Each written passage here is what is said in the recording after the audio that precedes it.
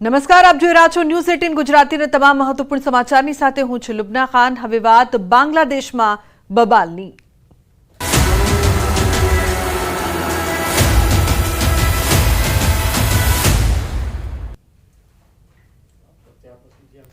બાંગ્લાદેશની સ્થિતિ પર સંસદમાં વિદેશ મંત્રીનું નિવેદન। બાંગ્લાદેશમાં રહેતા ભારતીયોના સંપર્કમાં છીએ। બાંગ્લાદેશની સ્થિતિ પર ભારતની નજર છે। વિદેશ મંત્રી દ્વારા વાત કરવામાં આવી છે। બાંગ્લાદેશમાં મંદિરો પર પણ હુમલા થયા છે તો બાંગ્લાદેશમાં જુલાઈથી હિંસા યથાવત છે।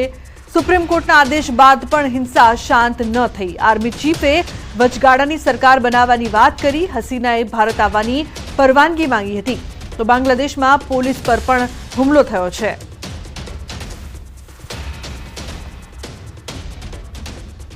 We are in close and continuous touch with the Indian community in Bangladesh through our diplomatic missions.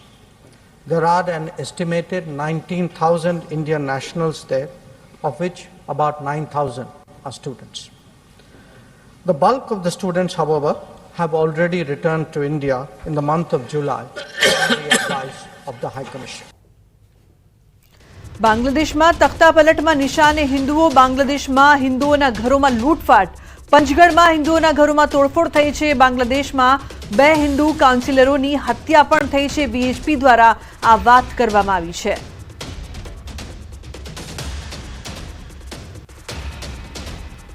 તો બાંગ્લાદેશમાં હાલ ભારેલા અગ્નિ જેવી સ્થિતિ છે। ગઈકાલે શેખ હસીનાએ દેશ છોડ્યો હતો અને એ વખતે બાંગ્લાદેશમાં અંધાધૂંધી જેવો માહોલ સર્જાયો હતો। પ્રદર્શનકારીઓ છેક પીએમઓ હાઉસમાં ઘૂસી ગયા। કેટલાક લોકોએ તો વિડીયો ઉતારીને વાયરલ કર્યા અને આજે ચોંકાવનારા દ્રશ્યો સામે આવ્યા છે।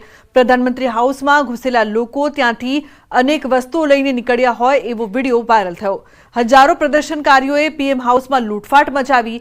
જેના હાથમાં જે આવ્યું તે લઈને પ્રદર્શનકારીઓ નીકળી રહ્યા છે। કોઈના હાથમાં ટીવી છે તો કોઈ ટેબલ લઈને ભાગ્યું। પીએમ હાઉસમાંથી પ્રદર્શનકારીઓએ પંખા, સોફા સહિતની વસ્તુઓ પણ ઉઠાવી લીધી।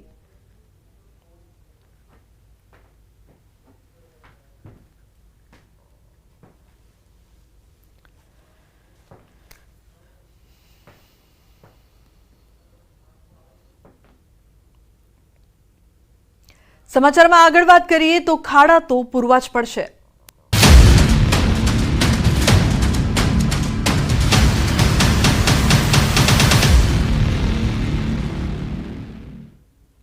અમદાવાદમાં ભુવાઓનું સામ્રાજ્ય। શહેરમાં વધુ એક ભુવો પડ્યો છે। પૂર્વ વિસ્તારમાં મેઇન રોડ પર પડ્યો છે ભુવો।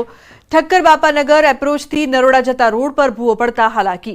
નગરોડ તંત્રના વાંકે પ્રજા પરેશાન થઈ રહી છે તો વિપક્ષના કોર્પોરેટરે વિડીયો બનાવીને કર્યો છે વાયરલ। સ્થળ પર પહોંચી ભુવાની સમસ્યાને લઈને એએમસી સામે કર્યા છે આક્ષેપ। વાહનોનો અકસ્માત થાય, જાનહાનિ થાય તો જવાબદાર કોણ તે સવાલ પણ પૂછવામાં આવી રહ્યો છે।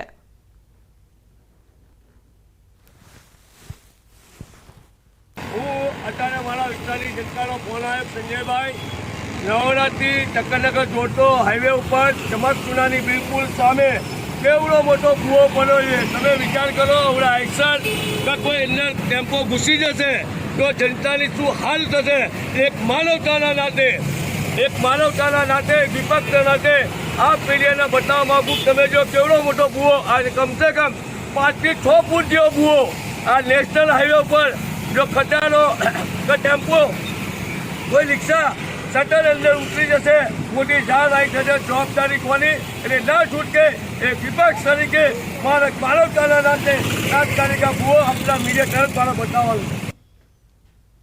તો વડોદરા શહેરનો સૌથી જૂનો ગણાતો પંડ્યા બ્રિજ બિસ્માર હાલતમાં છે। પંડ્યા બ્રિજના બીમમાં મોટી તિરાડો પડી છે। બીમની નીચેના ભાગમાં સિમેન્ટના પોપડા પણ ઉખડી ગયા છે। બ્રિજ નીચેથી ટ્રેન પસાર થતા સમયે બીમમાં ધ્રુજારી આવે છે, તેના કારણે વાહન ચાલકોમાં પણ ભય ફેલાયો છે। તંત્રએ બીમની તિરાડોમાં કેમિકલ લગાવીને સંતોષ માન્યો છે તો બ્રિજને તાત્કાલિક ધોરણે વાહન વ્યવહાર માટે બંધ કરી સમારકામ કરવા લોકો માંગ કરી રહ્યા છે।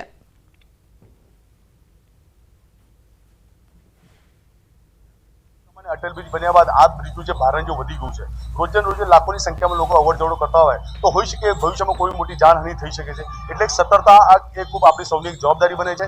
એ જવાબદારીના ભાગરૂપે તંત્રને આ એક કાળજી લઈને વહેલી તકે આનું કંઈક નિવારણ લાવવું જોઈએ, એ જ હું માંગ કરીશ। સ્લેબમાંથી પેનિટ્રેટ થઈને બીમ થકી કોલમમાંથી બી પાણી જમે છે, સ્ટ્રક્ચરલ ક્રેક્સ બી દેખાય છે। ત્યારે અમારી ડિમાન્ડ છે કે આ બ્રિજની સ્ટ્રક્ચર સ્ટેબિલિટી રિપોર્ટ તાત્કાલિક કઢાવવો જોઈએ. શક્ય હોય તો રિપેર અથવા તો નવો બનાવવાનું જે બી હોય રેલવે સાથે સંકલન કરવાની જરૂર છે, કારણ કે આ હાઈએસ્ટ યુટિલાઇઝડ બ્રિજ છે. ઈસ્ટ અને વેસ્ટને જોડતો જે બ્રિજ છે ક્રિટિકલી ઇમ્પોર્ટન્ટ બી છે. નર્મદા જિલ્લાના રાજપીપળાથી ડેડિયાપાડા તરફ જતા રસ્તાની હાલત બિસ્માર બની છે. રાજપીપળાથી મૂવી તરફ જવાના રસ્તા પર ઠેર ઠેર ખાડા પડી ગયા છે. 6 મહિના પહેલા જ બનાવેલ રસ્તો પહેલા જ વરસાદમાં ધોવાયો. પાસેનું નાડું ધોવાતા રસ્તો બંધ કરવાની ફરજ પડી છે. કેટલાક ભાગોમાં વરસાદ નથી પડ્યો તેમ છતાં નર્મદા જિલ્લામાં અનેક જગ્યાએ રસ્તાઓમાં ખાડા પડી ગયા છે. રાહદારીઓ 20 થી 25 કિલોમીટર ફરીને જવા મજબૂર બન્યા છે. વાહન ચાલકો મુશ્કેલીનો સામનો કરી રહ્યા છે. ત્યારે તંત્ર રસ્તાનું માત્ર સમારકામ કરતું હોવાની તેમજ નવો રસ્તો બનાવતા ન હોવાનો રાહદારીઓ આક્ષેપ કરી રહ્યા છે.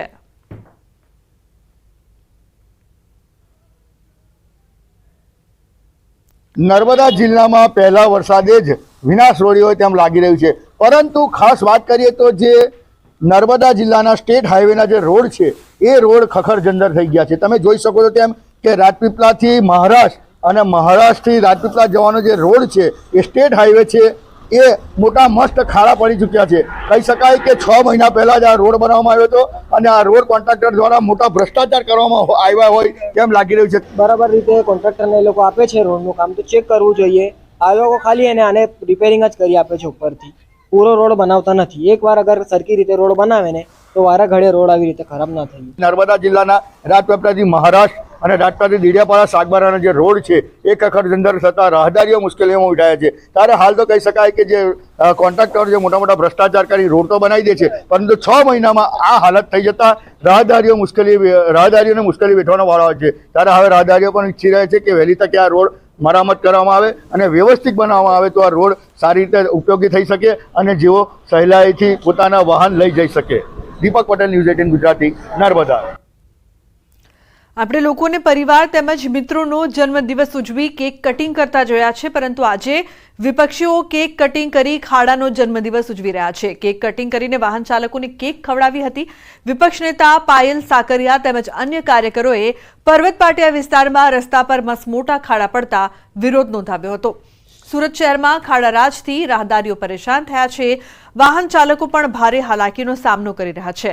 વિપક્ષ દ્વારા અનેક વખત રજૂઆત કરવા છતાં કોઈ નિરાકરણ ન આવતા વિરોધ કર્યો હતો. પોલીસે તમામ આમ આદમી પાર્ટીના કાર્યકર્તાઓની અટકાયત કરી છે. આજે અમે કેક કટિંગ કરીને નગરસેવકોને સંગઠનની સાથે આજે અમે ખાડાનો જન્મદિવસ ઉજવ્યો છે. કારણ કે દર વર્ષે કરોડો રૂપિયાના રોડ બને છે અને કરોડો રૂપિયા પોતાના મળતિયાના ખીચામાં જાય છે અને ભ્રષ્ટાચાર થાય છે. તો આ બાબતે ભાજપી શાસકોને સદબુદ્ધિ આપે અને સાથે સાથે આ ખાડાનો બર્થડે સેલિબ્રેટ કરીએ છીએ. લોકોને કહીએ છીએ કે આ ખાડો પડ્યો છે એનું અમે કેક કટિંગ કર્યું છે. અમદાવાદ એટલે ભુવાઓનું શહેર, આવી ઉપમા આપવી ખોટી ન ગણાય. ચોમાસું આવતા જ અમદાવાદમાં ઠેર ઠેર મસમોટા ભુવાઓનું સામ્રાજ્ય જોવા મળે છે.